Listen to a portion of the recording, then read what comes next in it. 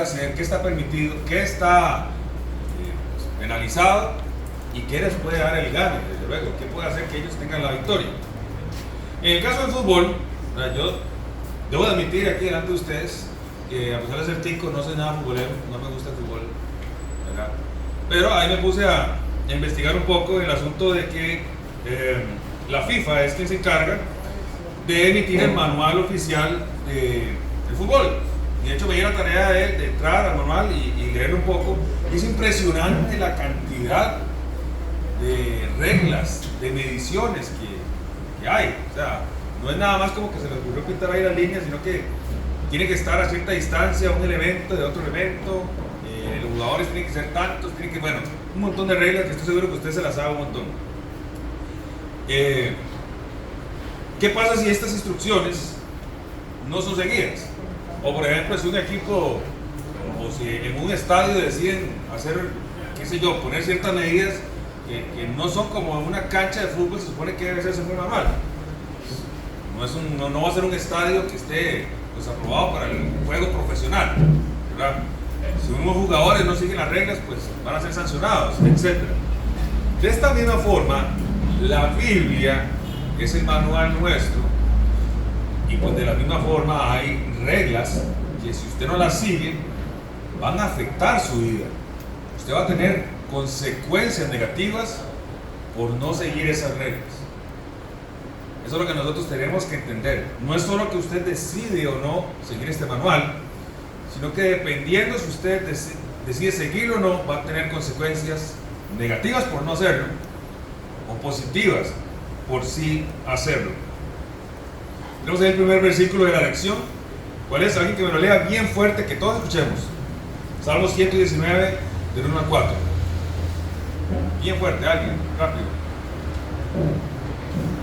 Sí, adelante. Bienaventurados los perfectos de camino, los que aman la ley de Jehová.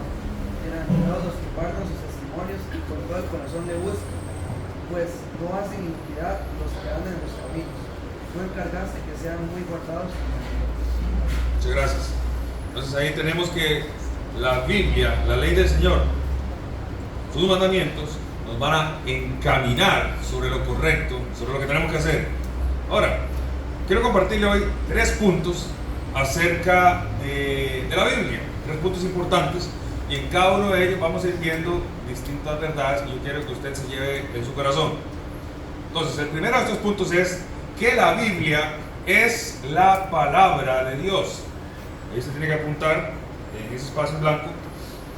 Si alguno no tiene lapicero, por ahí está Marlitos, nada más le indica a él.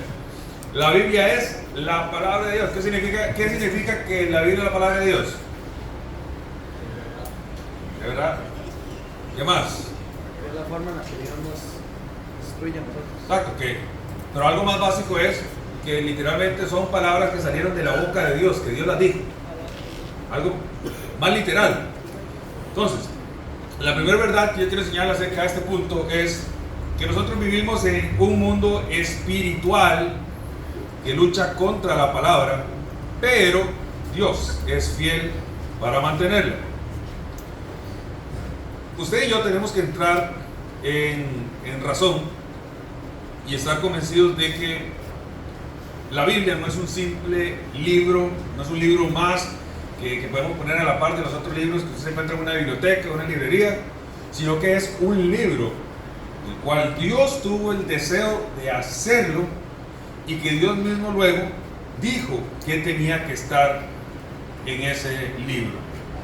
Vemos en 2 de Pedro, capítulo 1, 19, 21, tenemos también la palabra profética más segura, a la cual hacéis bien en estar atentos como una antorcha que alumbra el lugar oscuro, hasta que el día esclarezca, y el lucero de la mañana salga en vuestros corazones, entendiendo primero esto, que, vea qué importante, que ninguna profecía es que ninguna profecía de la Escritura es de interpretación privada.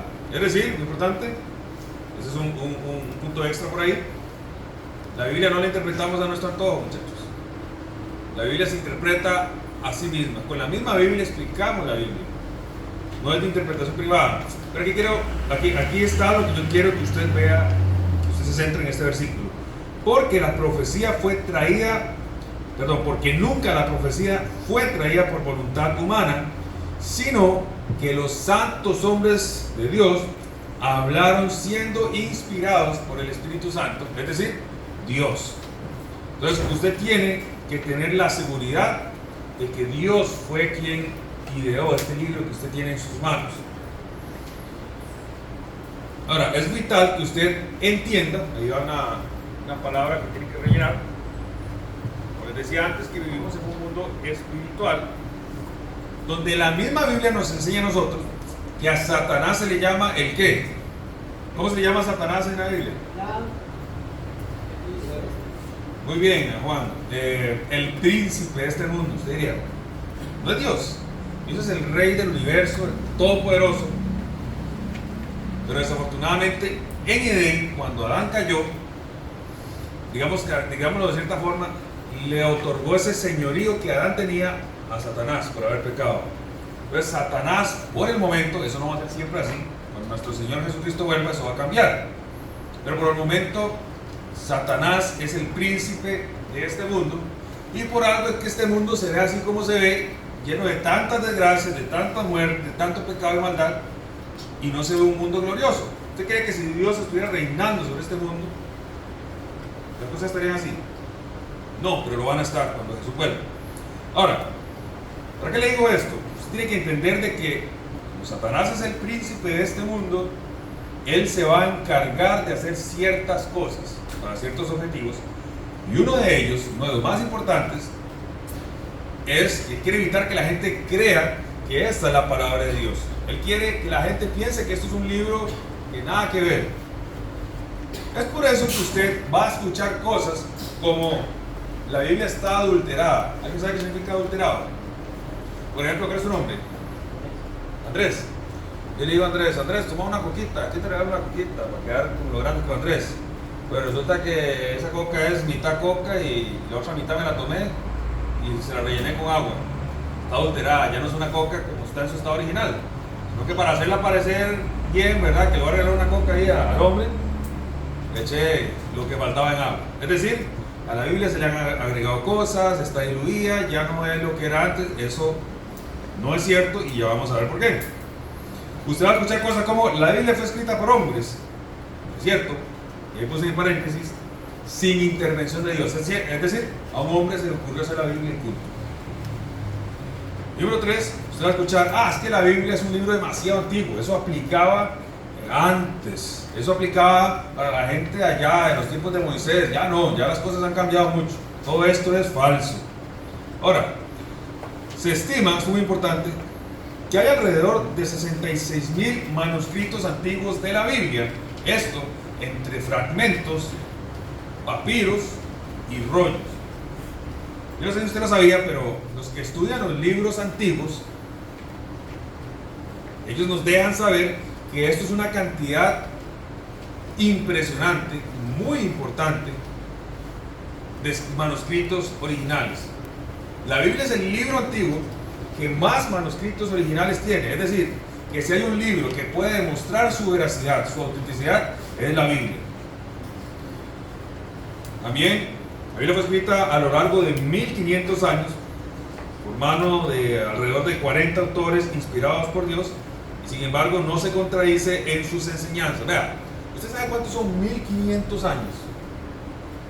Uno lo dice así, ¿verdad? El dato, pero a veces uno no se pone a pensar cuántos son 1500 años. Imagínense que hace 150 años no haya carros, un poquito más tal vez, 170 años no haya carros. Bueno, hace 150 años era legal tener esclavos en Estados Unidos, en algunos lugares.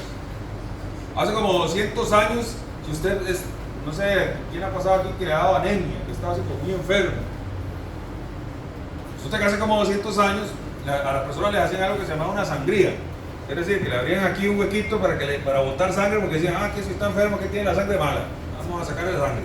Y le sacaban un montón de sangre, y al final la persona quedaba peor, porque obvio, le estaban sacando la sangre.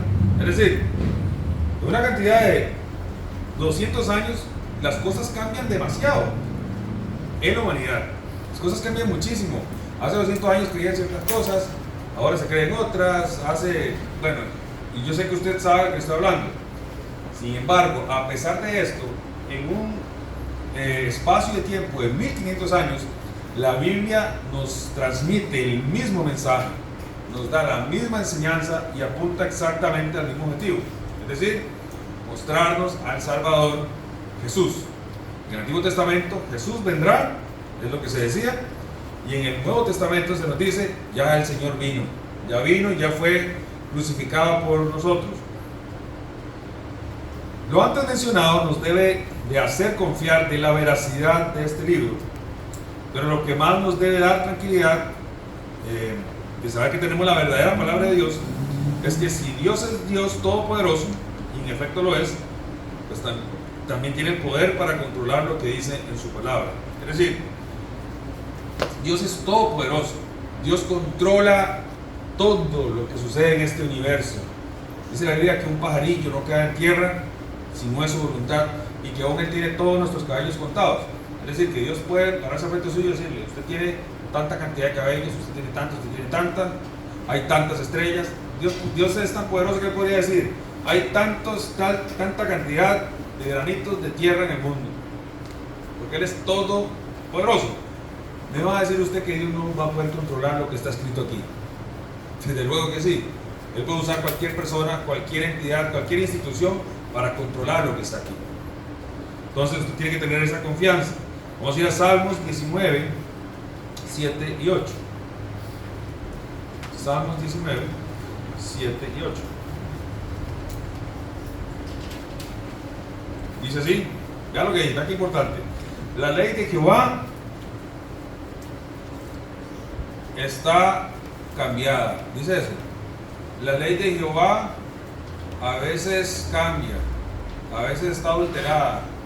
No, la ley de Jehová es perfecta, que convierte el alma. El testimonio de Jehová es fiel, que hace sabio al sencillo. Los mandamientos de Jehová son rectos, que alegran el corazón. El precepto de Jehová es puro, que alumbra los ojos. Tenemos la palabra profética más segura, como leíamos antes. Segunda verdad que quiero enseñarle a este punto es que las leyes que encontramos en la Biblia se cumplen en nuestra vida. Quiero que alguien de aquí me busque Romanos 7, del 21 al 24. Alguien de aquí, Hebreos 9, 27. Y alguien de aquí, Gálatas 6, 7. Búsquenos y ténganos por ahí. Ahora, hay ciertas leyes espirituales que encontramos en la Biblia que, sin importar lo que una persona crea, se cumplen sí o sí. Es decir, usted puede llegar a tener en la universidad, en el colegio, incluso un profesor ateo, y le digo a usted, yo no creo para nada, perdón, lo que dice la Biblia, crea o no, hay leyes que la Biblia nos enseña que se van a cumplir en la vida de ese señor ateo, lo quiera él o no. Porque no importa lo que usted crea, son leyes que se van a cumplir. Entonces vamos a ver unas de estas leyes que la Biblia nos enseña, que nos muestra pues que quien hizo este libro conoce cómo funciona la vida en el universo. Vamos con el primero, Romanos. Así que, queriendo yo hacer el bien, hallo esta ley, que el mal está en mí.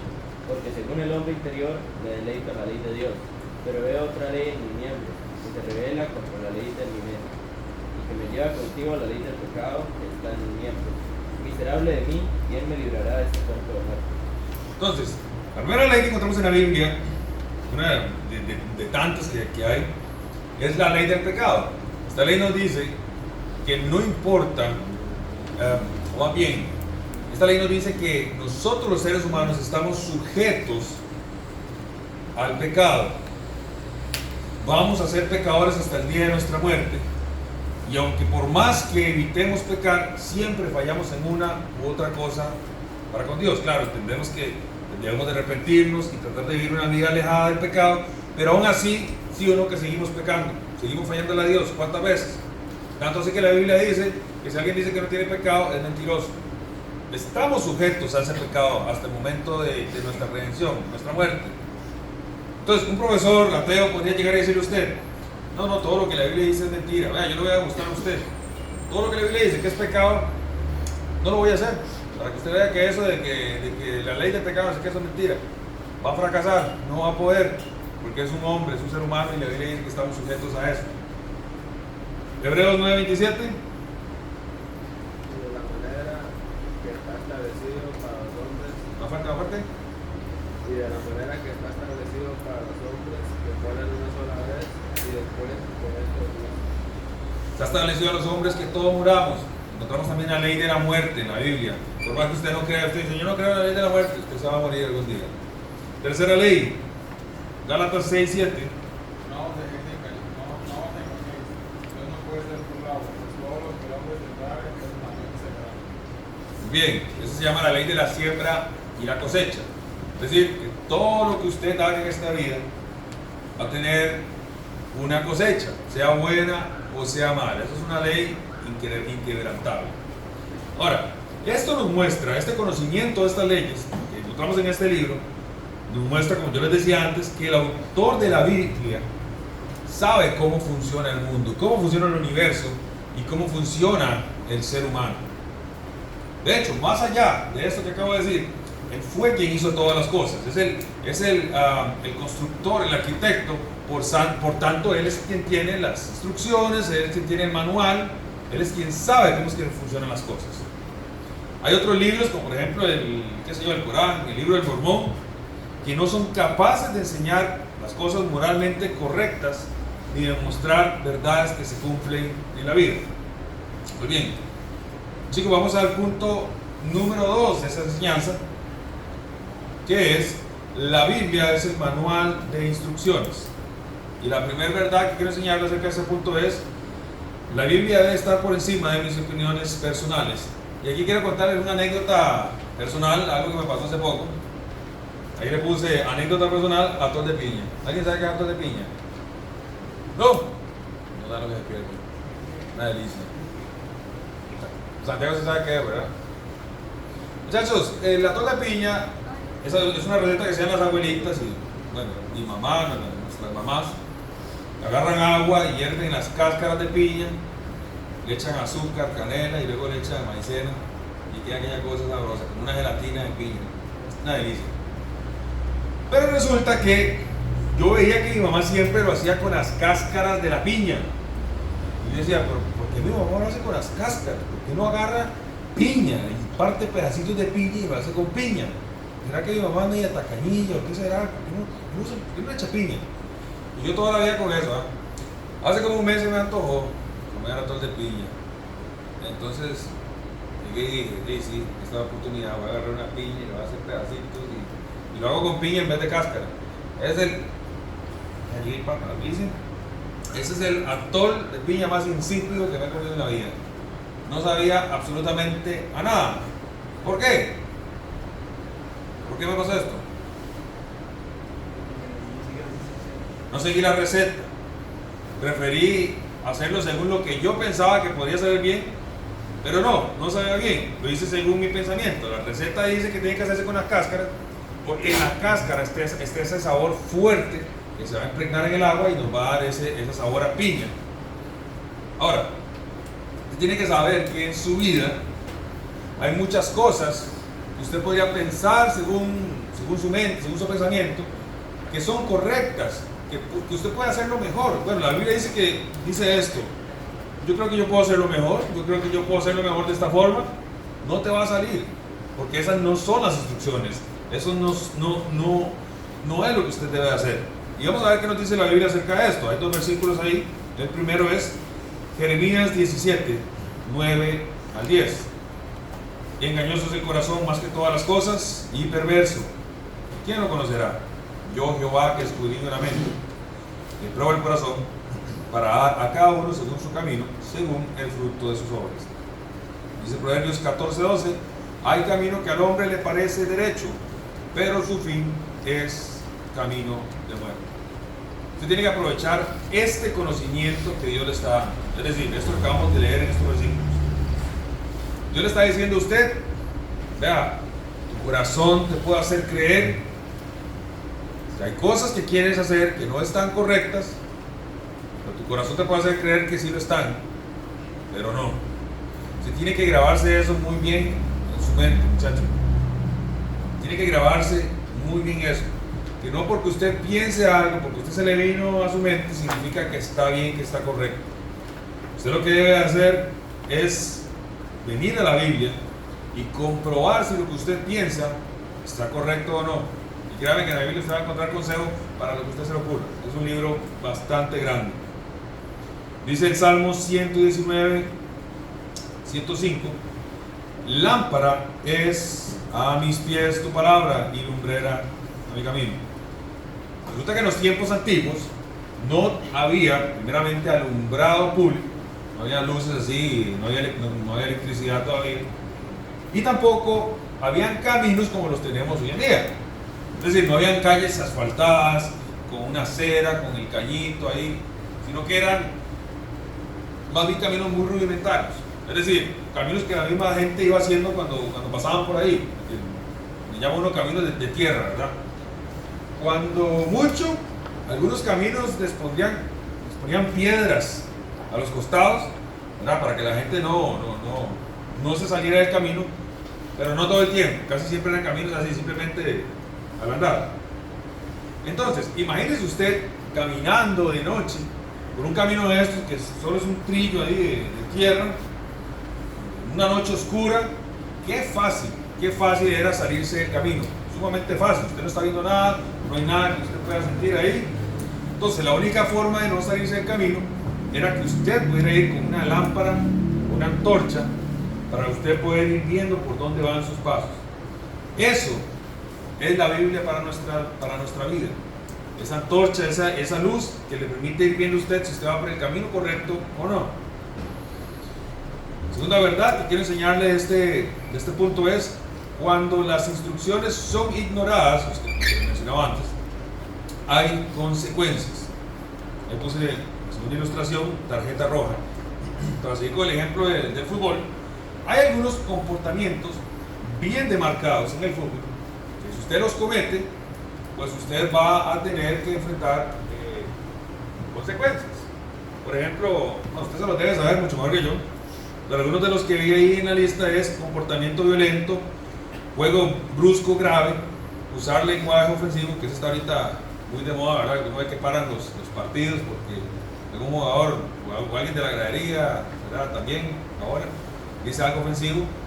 Entonces, ¿verdad?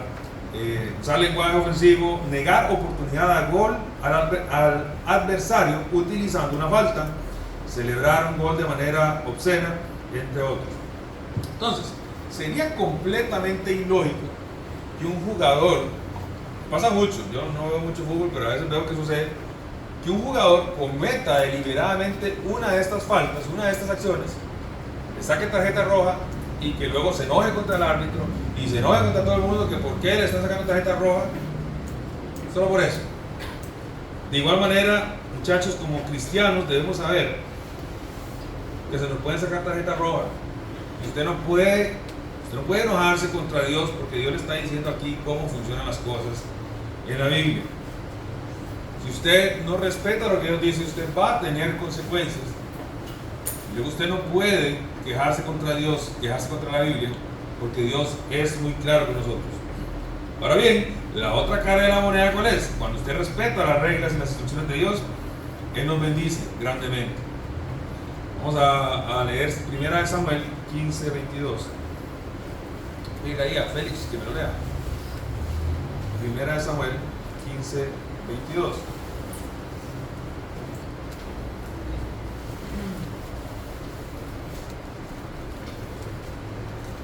Y Samuel dijo: se complace Jehová tanto en el holocausto y víctimas como en que se obedezca a la palabra de Jehová.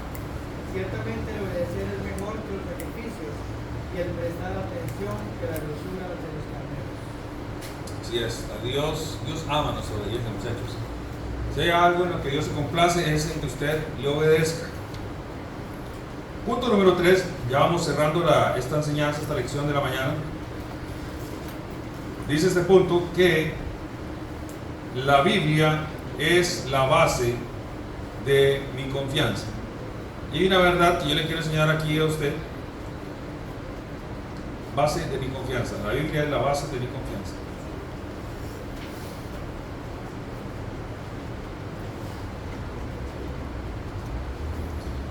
Nuestra confianza, la verdad que quiero enseñar acerca de este punto, nuestra confianza debe de estar puesta en las promesas de Dios y no en ninguna otra cosa. ¿Usted conoce al rey David? ¿Alguien aquí no ha escuchado hablar del rey David? No, todos han escuchado. Y fue este muchacho, adolescente, que venció al rey Goliat, al gigante Goliat, y luego Dios lo escoge a David para ser rey sobre Israel. Resulta que Dios le hizo varias promesas al rey David. Hay una historia muy interesante. Una de ellas es que Dios, es decir, él mismo, Dios, siempre se iba a encargar de proteger a Israel y a David. Dios le prometió a David: yo te voy a proteger a vos y voy a proteger al pueblo de Israel de sus enemigos, y que no serían removidos de su tierra. Ahora, vamos a leer esto aquí en 2 de Samuel 7, 9 al 11. Dice así: y he estado contigo en todo cuanto has andado, y delante de ti he destruido a todos tus enemigos, y te he dado nombre grande, como el nombre de los grandes que hay en la tierra. Además, yo fijaré lugar a mi pueblo Israel y lo plantaré, para que habite en su lugar, y nunca más sea removido, ni los inicuos le aflijan más, como al principio, desde el día que puse jueces sobre mi pueblo Israel, y a ti te daré descanso de todos tus enemigos. Asimismo, Jehová te hace saber que él te hará caso. Sin embargo, a pesar de que Dios le estaba diciendo a David: yo te voy a cuidar, yo te voy a proteger, etc., en una ocasión David tuvo una muy mala idea: hacer un censo. ¿Alguien sabe qué es un censo? Un censo es cuando se pasa un conteo en cuanto a la cantidad de población que hay. En este caso, aquí en Costa Rica se han hecho varios censos. Es decir, vamos a contar cuánta gente hay, cuántas personas hay. Vamos a ir contando. Ok, en Costa Rica hay 5 millones. En este caso, el censo que hizo David no era tanto para contar cuánta gente había, sino para contar cuánta gente había en el ejército, es decir, cuántos soldados tenía él disponibles para ir a la guerra. ¿A quién le suena esto a usted? Vamos a ver cómo anda, si ya está despierto. ¿Qué cree usted que estaba intentando hacer David al contar a su ejército? ¿Para qué? Para pelear. Muy bien, ¿algo más? ¿Para qué? Sentirse seguro. Exacto. Para sentirse seguro, para sentirse confiado en la fuerza que él estaba teniendo por medio de ese ejército tan numeroso, vamos a ver cuántas espadas teníamos, y cuántos escudos, y cuántos soldados valientes. Pero se olvidó de que Dios le había dicho: tienes que confiar en mí, en que yo soy quien te voy a ayudar, mi palabra es quien te va a ayudar, no un ejército. Y dice la Biblia que Dios se desagradó tanto de esto, que bueno, vamos a ver qué pasó. Dice en 2 Samuel 24:10, después que David hubo censado al pueblo, le pesó en su corazón y dijo David a Jehová: yo he pecado gravemente por haber hecho esto. Mas ahora, oh Jehová, te ruego que quites el pecado de tu siervo, porque yo he hecho muy neciamente. A causa de esto cayó un castigo sobre el pueblo. Dice la Biblia que el ángel de Jehová vino entre el pueblo, vino a la ciudad e hizo una mortandad. Mató alrededor de 70,000 hombres por causa de este pecado que se dio. Eso es para que nosotros podamos entender cuál es la enseñanza de este punto. Que usted entienda que Dios no quiere que usted confíe en usted mismo. Dios no quiere que usted confíe en los consejos de los coaches. No hablo de los coaches estos de campo. Hablo de los coaches motivacionales que muchas veces usted se encuentra en Facebook, en redes sociales, que te dicen cosas muy bonitas, pero que son peligrosas y que son mentiras. Para que usted no confíe en ninguna otra cosa que no sea la palabra de Dios. Su confianza, su fuerza, su fe, su esperanza tiene que salir de aquí, muchachos. Nunca se jacten las posibilidades que usted tenga en otras situaciones, sino en confiar en Dios. Conclusión: podemos tener plena seguridad que si tomamos la Biblia como nuestro manual de instrucciones, evitaremos muchos tragos amargos en la vida y la paz de Dios estará sobre nosotros. Bien, muchachos, para terminar esta lección vamos a orar. Señor Padre Celestial, gracias por esta lección que nos permitiste tener. Tu palabra es hermosa, Señor, tu palabra. Y nos enseña, Señor, que nos enseñas que es veraz, verdadera, Señor, que podemos confiar en ella. Muchachos, así con su cabeza inclinada, siempre me gusta dar esta oportunidad, este espacio. Tal vez usted ha estado pensando, debatiéndose en su corazón. Tal vez usted necesita a Cristo. Tal vez usted no tiene a Cristo, usted sabe que no tiene a Cristo. Entonces, ahorita le doy la oportunidad para que usted se ponga a cuentas con Dios, para que usted pueda recibir al Señor, para que usted pueda recibir a Jesús como su Señor, como Salvador. Si usted desea tomar esta decisión, si usted quiere arrepentirse de sus pecados y venir a Dios, va a pedir que levante su mano rápidamente, la vuelva a bajar para que alguno de los líderes pueda conversar con usted. Si alguno de ustedes necesita tomar esta decisión, no se quede con esa duda, muchacho. No se quede con esa espinita. Tome la decisión, venga a Cristo. Si usted no está seguro de su salvación, recíbale al Señor en su vida, para que usted pueda ser rescatado del infierno, para que usted no vaya a ese lugar de condenación y pueda tener la vida eterna. Pues si alguno de ustedes quiere recibir a Cristo, levante su mano rapidito. Estamos aquí entre varones. Hay un par de líderes que le están viendo, por si usted quiere tomar esta decisión para ir a hablar con usted aparte. Entonces, aquí está el espacio. ¿Hay alguno que le gustaría tomar esa decisión? Señor, gracias esta mañana por esta lección. Yo te ruego, Señor, que podamos guardar esto, Señor, en nuestro corazón, que la Biblia debe ser nuestra confianza, que la Biblia es nuestro manual, Señor. Y quiero pedirte también que protejas a estos muchachos durante el día, a las muchachas también, Señor, de todo mal, de todo accidente que pueda ocurrir. En el nombre de Jesús. Amén.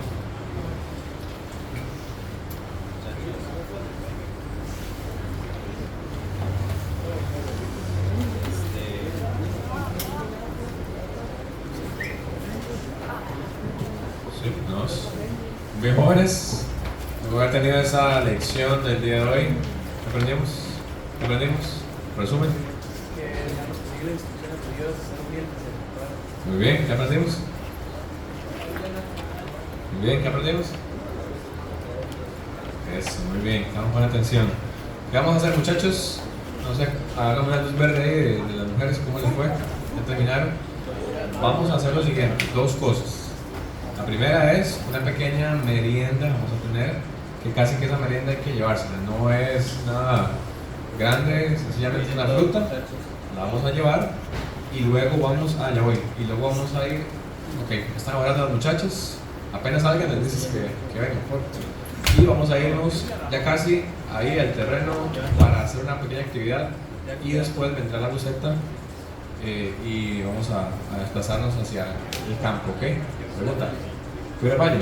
Sí. ¿Se pueden ir al baño? Sí. 3 minutos. 3 minutos en un baño y en 3 minutos cambio. Rapidito, líderes, me llevan ahí. 3 minutos. 3 minutos. ¿Alguien dejó botado este bonito separador de Biblias? Chiquilla. Está bonito. Lo voy a llevar yo. Ok, líderes, ayúdame ahí con los muchachos.